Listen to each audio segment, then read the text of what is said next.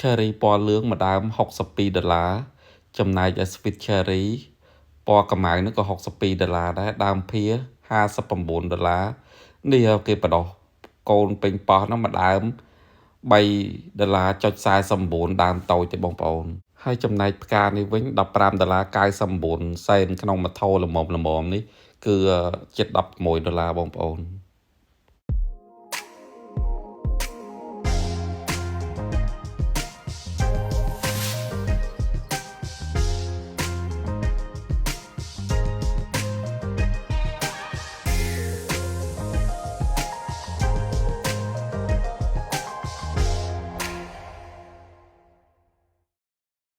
បាទជំរាបសួរពុកម៉ែបងប្អូនថ្ងៃនេះជួបជាមួយ Channel YouTube របស់ខ្ញុំបាទទៀតហើយថ្ងៃនេះខ្ញុំនាំអារម្មណ៍បងប្អូនមកទស្សនាកន្លែងលក់ផ្កា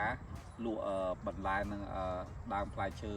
មួយកន្លែងនៅសហរដ្ឋអាមេរិកតើមានទស្សនវិជ្ជាបែបណាសូមជួយបងប្អូនទស្សនាទាំងអស់គ្នានេះគឺជាទីតាំងកន្លែងចតរថយន្តនៅកន្លែងលក់កូនឈើផ្កាបន្លែផ្សេងដែលមានឈ្មោះថា Nursery Portland នៅ Portland Avenue បងប្អូនបើកន្លែងនេះគឺនៅជិតផ្ទះរបស់ខ្ញុំទេធ្វើដំណើរប្រហែលជា5នាទីពីផ្ទះរបស់ខ្ញុំហើយថ្ងៃនេះខ្ញុំបានមករកដើរមើលទិញផ្កាកូនឈើនិងដំណាំខ្លះសម្រាប់ដាំដោយសារចិត្តរដូវក្តៅចិត្តមកដល់គឺគេចាប់ផ្ដើមដាំផ្ដាហើយអញ្ចឹងយើងចូលទៅមើលទស្សនវិជ្ជានៅផ្នែកខាងក្នុងទាំងអស់គ្នានេះខ្ញុំបានធ្វើដំណើរចូលមកក្នុងបរិវេណនៃកន្លែងលក់កូនឈើផ្កាដំណាំនិងគ្រឿងសម្ភារៈផ្គត់ផ្គង់ការដាំដុះបន្លែផ្លែឈើអីជាដើមអញ្ចឹងនៅកន្លែងនេះធំណាបងប្អូនកន្លែងលក់ផ្កាគេធំមានផ្កាដំណាំផ្លែឈើគ្រប់ប្រភេទអញ្ចឹងយើងអាចមករកតែកន្លែងនេះមួយហ្នឹងគឺមានសឹងតែគ្រប់មុខទាំងអស់ដែលយើងត្រូវការបងប្អូនមិនត្រឹមតែប៉ុណ្ណោះទេគឺមានសម្ភារៈដូចជាថោចបជីកប្រដាប់សូចទឹកផ្កាអីហ្នឹងសម្ភារៈពាក់ព័ន្ធជាមួយនឹងដំណាំឬក៏អីពូជអីក៏មានដែរបងប្អូនពូជផ្កាអីគេលក់ជាកញ្ចប់ឬក៏ដំណាំក៏មានដែរហើយតម្លៃក៏មានតាមនឹងដែរថោតូចថោធំ$15ថោតូចទៅ$5.99ហើយថោធំខ្លះហ្នឹងទៅមានដល់តម្លៃ52 53ហើយដល់ខ្ទង់$100ក៏មានដែរអាស្រ័យលើដើមឈើនិងផ្កាហ្នឹងគេរៀបចំតូចឬក៏ធំនឹងតាមតម្រូវការរបស់អតិថិជនខ្លះគាត់ត្រូវការតូចល្មមអ្នកខ្លះគាត់ត្រូវការធំអីចឹងទៅគឺតាមតម្រូវការរបស់គាត់ជាក់ស្ដែងអញ្ចឹងជាទូទៅនៅសហរដ្ឋអាមេរិកនេះគឺ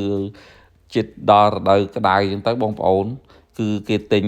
ដើមឈើផ្កានឹងដាំឲ្យអ្នកដែលមានដីដែលគាត់ស្រឡាញ់ធម្មជាតិស្រឡាញ់អីនឹងការតុបតែងផ្សេងអញ្ចឹងគាត់តែងតែដើរស្វែងរកទិញហើយកន្លែងលក់ហ្នឹងមានច្រើនកន្លែងណា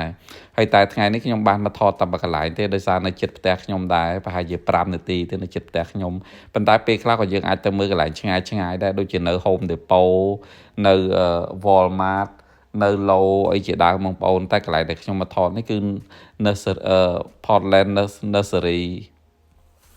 Avenue នៅក្បែរផ្ទះខ្ញុំដែរទេបងប្អូនហើយមនុស្សដែលខ្ញុំមកថតនោះពេលព្រឹកគឺមនុស្សច្រើនមែនតើមានផ្កាគ្រប់ពណ៌គ្រប់ប្រភេទគ្រប់ពូជចឹងបងប្អូនមានច្រើនណាគឺរាប់ពាន់ប្រភេទតែម្ដងបងប្អូនហើយមានកន្លែងខ្លះគេដាក់នៅក្នុងដូចថាកន្លែងកញ្ចោះគេមានតបលមានអីហើយចំពោះផ្កានឹងដំណាំផ្លែឈើខ្លះហ្នឹងទៅគេដាក់នៅផ្នែកខាងក្រៅអញ្ចឹងយើងអាចដើររកមើលបានហើយដូចជានេះពេញប៉ោះម្ដើមគេបដោះទូចទេបងប្អូនម្ដើម$3ចិត្តកន្លះបងប្អូន$3.49ហើយនៅគិតពុននៅគិតអីផ្សេងទៀតតម្លៃក៏ឡើងតាមនឹងដែរមានជីមានពេញប៉ោះមានដើមខាត់ណាមានដើមម្ទេសផ្លោកមានដើមម្ទេសធម្មតាមានជីនាងវងមានអីចឹងណាគ្រប់មុខតែម្ដងបងប្អូនតាមតម្រូវការដែលយើងចង់ដាំនៅខាងអ្នកដែលមានដីឬគាត់ស្រឡាញ់ការដាំដុះដំណាំផ្លែឈើអីផ្សេងអញ្ចឹងមានស្ពៃមានសាឡាត់អីជាដើមមានច្រើនណាបងប្អូនរៀបរាប់មិនអស់ទេដំណាំផ្លែឈើនិងផ្កាអញ្ចឹងថ្ងៃនេះខ្ញុំបានមកទិញច្រើនដែរបងប្អូនច្រើនគួរសមដែរអញ្ចឹងក៏មានពូជបន្លែផ្លែឈើនិងផ្កាផ្សេងដែរអញ្ចឹងកន្លែងខ្លះក៏វាលក់អស់ដែរផ្កាគឺប៉ុន្តែគេយកចូលមកបន្ថែមជាបន្តបន្ទាប់ទេបងប្អូន ហើយខ្ញុំថតនេះលឿនដែរទេបងប្អូនដើម្បីឲ្យឆាប់ចប់អញ្ចឹងដោយសារកន្លែងវាធំហើយ strawberry នេះកតោទូចនេះ$3ជាងហើយបើធំអញ្ចឹងទៅ5 6 10 20 30តាមតូចតាមធំផ្លែ strawberry បងប្អូនហើយមកដល់ខាងនេះនឹងមានម្ទេសផ្លោកនោះមានពណ៌ផ្សេងមានពណ៌បៃតងពណ៌ក្រហមអញ្ចឹងទៅអញ្ចឹងមានតម្លៃ$3ជាង$4 $5តាមតូចតាមធំតាមប្រភេទផ្កាហើយក៏មានតម្លៃថ្លៃដល់រាប់រយ$ក៏មានដែរបងប្អូននេះគឺម្ទេសហិលយើងបងប្អូននេះម្ទេសក្រហមម្ទេសហិលយើងហ្នឹងក៏តម្លៃមិនធម្មតាដែរបងមួយដើមទូចតែមួយហ្នឹងក៏3 4 $5ដែរបងប្អូន3 4 $5នៅគិតពន្ធទៀតវាឡើងទៅតាមនឹងដែរហើយផ្កាទូចដែលដាំនេះក៏$2ជាងទូចទៅមួយកតោមកដើម2ដើមហ្នឹងបងប្អូនទូចទេចឹងបើយើងទិញដាំច្រើនតម្លៃក៏វាអស់ច្រើនតាមនឹងដែរតាមប្រភេទផ្កាដែលយើងស្រឡាញ់មានគ្រប់ពណ៌បងប្អូនពណ៌សពណ៌ក្រហមពណ៌លឿងពណ៌ផ្កាឈូកនិយាយគ្រប់ពណ៌តែម្ដងបងប្អូនយើងស្រឡាញ់តាមប្រភេទផ្កាអ្វីមិនស្លឹកខ្ទឹមអីក៏មានដែរបងប្អូនតាមប្រភេទស្លឹកខ្ទឹមក៏មានដែរហើយនេះប្រភេទស្ពៃបងប្អូនខ្ញុំថតប្រភេទស្ពៃមុនហ្នឹងខ្ញុំបង្ហាញបងប្អូននៅផ្នែកខាងក្នុងនៅផ្នែករោងអញ្ចឹងផ្នែកតំណាំនិងផ្កាមួយចំនួនឥឡូវខ្ញុំបានចេញមកដល់ផ្នែកខាងក្រៅទឹកម្ដងផ្នែកខាងក្រៅយើងដើរមើលបន្តមកទៀតមានអ្វីខ្លះអញ្ចឹងទៅអញ្ចឹងទីធ្លាដីគេនេះគឺធំបងប្អូនច្រើនហិកតាមើលទៅដីគេធំហើយគេរៀបចំមានស្ដាប់ធ្នាប់ហ្នឹងបងប្អូនគឺមានដាក់តម្លៃដាក់តាមប្រភេទផ្កាតាមតូចតាមធំអីចឹងហើយមើលទៅគួរជាទីតាក់ទាញសម្រាប់ហើយក៏ងាយស្រួលក្នុងការដែលយើងដើរ shopping ចង់មើលអីហ្នឹងវាស្រួលដើរស្រួលអីចឹងបងប្អូនមាននៅផ្នែកខាងក្នុងផ្នែកខាងក្រៅសូម្បីតែខាងស្មៅក៏មានដែរបងប្អូនខាងពូជស្មៅគឺបដោះហ្នឹងក៏មានដែរតាមប្រភេទពូជស្មៅផ្សេងហ្នឹងក៏មានដែរអញ្ចឹងយើងមើលបន្តមកទៀតតើមានអីខ្លះចឹងយើងធ្វើដំណើរមកហ្នឹងពេលហ្នឹងដែលខ្ញុំមកហ្នឹងគឺពេលព្រឹកដែរទេបងប្អូនហើយកន្លែងនេះគឺមនុស្សច្រើនណាបងប្អូនលក់ដាច់ព្រោះភាគច្រើនគេមកកន្លែងនេះហ្នឹងមានសឹងតែគ្រប់ប្រភេទតាមតម្រូវការហើយចឹងមកតែមកកន្លែងហ្នឹងគឺយើងមិនចង់ចាញ់ទេសំបីយើងទៅដល់មើលហ្នឹងក៏សប្បាយភ្នែកក្នុងការមើលដែរដើមឈើផ្កា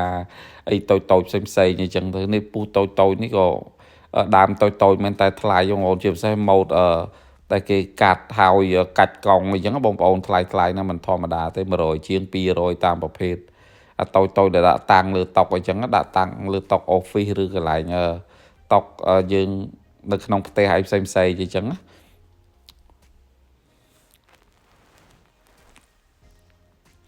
ហើយដើមឈើខ្លះហ្នឹងគឺដាំកន្លែងហ្នឹងគេដាំធ្វើជារបងដឹងដាំប្រហែលឆ្នាំទេបងប្អូនរៀបជារបងឡើងខ្ពស់តែម្ដងតាមប្រភេទដើមឈើនិងផ្កាទេគឺមានពូជផ្សេងគ្នាមានឈ្មោះច្រើនប្រភេទហ្នឹងបងប្អូននៅកន្លែងនេះក៏គេមានលក់ដីបងប្អូនដែរបងប្អូនគឺលក់ដីគេលក់ជាបាវតាមតម្រូវការយើងចង់ទិញដីឬក៏ប្រភេទជាជីអីចឹងក៏គេមានលក់ដែរជាថ្នាំបាញ់ជាអីគ្រឿងសម្ភារៈកសិកម្មអីផ្សេងពាក់ព័ន្ធនឹងដំណាំផ្លែឈើនិងផ្កាផ្សេងគឺមានគ្រប់ប្រភេទតែម្ដងអញ្ចឹងរោងឡើយនេះរោងតង់គេហ្នឹងក៏គេដាក់ផ្កានៅផ្នែកខាងក្រោយហ្នឹងក៏ច្រើនដែរបងប្អូនច្រើនហើយខ្ញុំដើរមើលនៅខាងនោះដែលខ្ញុំនិយាយថាគេធ្វើរបងខ្ពស់បងប្អូនគេដាំឈើទេប៉ុន្តែដល់ដាំវាយូរទៅវាដូចជារបងអញ្ចឹងវាស្អាតម្យ៉ាងនៅខ្ពស់មែនតើនេះបងប្អូនគឺរបងដែលខ្ញុំថតនេះគឺជាប្រភេទដើមឈើមួយយ៉ាងដល់គេដាំជាប់គ្នាទៅវាដុះចិត្តគ្នាអញ្ចឹងទៅវាកើតចេញជារបងហើយគេកាត់តម្រឹមឲ្យស្មើអញ្ចឹងហើយកន្លែងនេះមានលក់កូនឈើមានលក់ដើមផ្លែប៉មអញ្ចឹងបងប្អូននេះដើមផ្លែប៉មមួយដើម100ជាងជិត100ក៏មានដែរដើមផ្លែប៉មដើមភាដើមភីកដើមផ្លាំមានច្រើនប្រភេទណាដើម cherry អីតាមតម្លៃតាមនឹង$60 $70ក៏មានដែរ cherry មានលឿងមានក្រហមមានផ្លែភាអាស៊ានមានតាមប្រភេទពូជមួយអញ្ចឹងបងប្អូនអញ្ចឹងយើងតាមតម្រូវការទេដាំផ្នែកមុខផ្ទះឬក្រោយផ្ទះអញ្ចឹងណាយើងចង់បានតំណាំផ្លែឈើហូបអញ្ចឹងយើងអាចដាំខ្លួនឯងនៅរ៉តខ្ញុំនោះគឺរ៉តត្រជាក់ដែរទេអញ្ចឹងចំពោះដែលរ៉តក្តៅសបោផ្លែឈើឬក៏តំណាំដែលដូចដាំបានដូចនៅស្រុកខ្មែរប៉ុន្តែរ៉តខ្ញុំនោះរស់នៅរៀងត្រជាក់អញ្ចឹងដល់ខែ ក្តៅយើងដាំបានប៉ុន្តែខែត្រជាក់ពេលខ្លះវាក៏ងាប់ទៅវិញចឹងដែរបងប្អូនប៉ុន្តែតាមប្រភេទទេដើមឈើខ្លះវាធន់នឹងអាកាសធាតុត្រជាក់គឺអាចរស់នៅបានដែររស់នៅបានជាមួយអាកាសធាតុត្រជាក់ដែរប៉ុន្តែគ្រាន់តែថាដល់ខែត្រជាក់អញ្ចឹងទៅវាអត់មានចេញផ្លែចេញអីវាអាចងាប់ដើមប៉ុន្តែដល់ពេលខែក្តៅវាលូតលាស់មកចេញផ្លែជាធម្មតាផ្កាអីក៏ដូចគ្នាដែរប៉ុន្តែបើដំណាំផ្លែឈើខ្លះហ្នឹងខែត្រជាក់ហ្នឹងគឺអត់អាចរស់បានតែម្ដងងាប់គឺងាប់ហ្មងអញ្ចឹងបើរត់ក្តៅមានប្រភេទដំណាំនឹងផ្លែឈើអីក៏ដូចស្រុកខ្មែរមានច្រើនជាពិសេសទៅខាងកាលីហ្វ័រញ៉ាខាងហ្វ្លូរីដាអញ្ចឹងបងប្អូនចឹងខ្ញុំធ្វើដំណើរបន្តមកទៀតហ្នឹងដើម្បីដើរមើលខ្ញុំទិញបានខ្លះឲ្យបងប្អូននោះប្រភេទដំណាំដែលទុកដាំអីចឹងទុកបដោះទុកដាំគេបដោះឲ្យតូចល្មមហ្នឹងតម្លៃ$5-6 $7-8 $4-5យើងទិញតាមហ្នឹងហើយប្រភេទដើមឈើផ្កាគេស្អាតៗណាបងប្អូនមានតូចមានធំ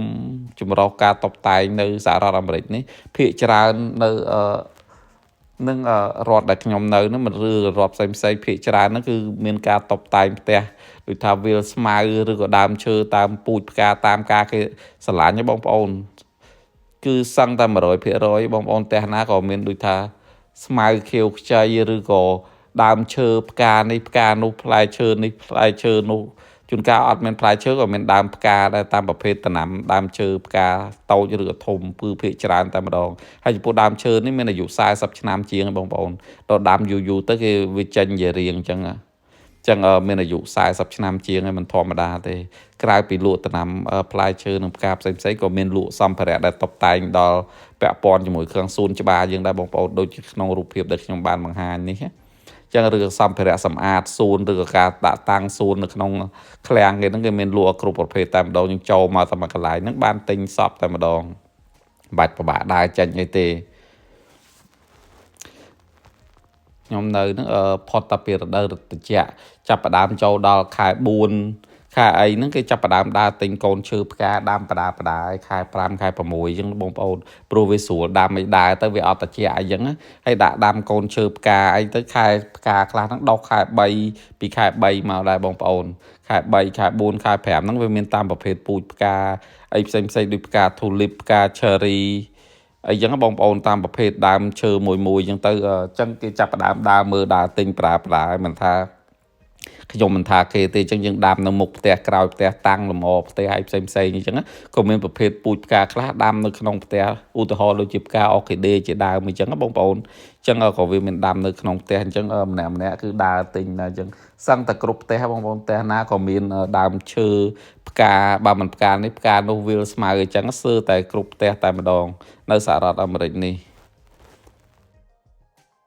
ហើយចំពោះអ្នកដែលនៅអាផាតមិនហ្នឹងជួនកាលគាត់ខ្ជិលដោយសារគាត់នៅផ្ទះជួលគេនៅអាផាតមិនហ្នឹងគាត់ក៏ខ្ជិលទិញខ្ជិលអីចឹង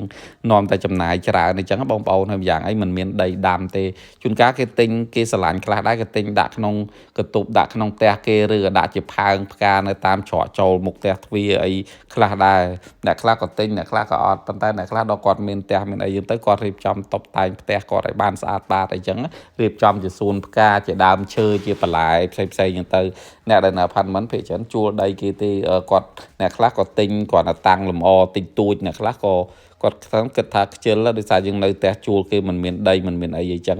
ហើយមើលដើមឈើនេះចឹងបងប្អូនគេដាំយូរទៅពណ៌ឡើងពេញជាងទាំងអស់ឡើងស្អាតមើលទៅឡើងស្អាតហ្មងវាពេញជាងធំតែម្ដងនឹងមានអាយុកាលប្រហែលឆ្នាំទេបងប្អូនដូចដើមនេះផ្សេងវាយូរទៅកាច់កង់ជាដើមជាម៉ូតហើយផ្នែកខាងនេះយើងចូលភាគច្រើនដំណាំឬក៏ផ្កាដែលនៅក្នុងផ្ទះ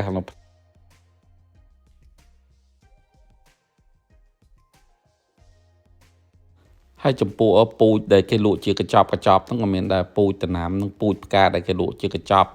ដែលជួនកាលយើងអត់ទិញតែបដោះយើងទិញជាពូជជាកញ្ចប់យកទៅបដោះខ្លួនឯងក៏មាននៅតាមប្រភេទផ្កាឬក៏ផ្លែឈើឬក៏បន្លែអីផ្សេងអញ្ចឹងណាបងប្អូនបាទជាចុងក្រោយសូមថ្លែងអំណរគុណដល់ពុកម៉ែបងប្អូនទាំងអស់គ្នាដែលបានទស្សនា Channel YouTube របស់ខ្ញុំបាទសូមជូនពរពុកម៉ែបងប្អូនទាំងអស់គ្នារកទទួលទានមានសេចក្តីសុខភាពនិងគូជារៀងរហូតសម្រាប់ពេលនេះខ្ញុំបាទសូមអរគុណសូមជម្រាបលា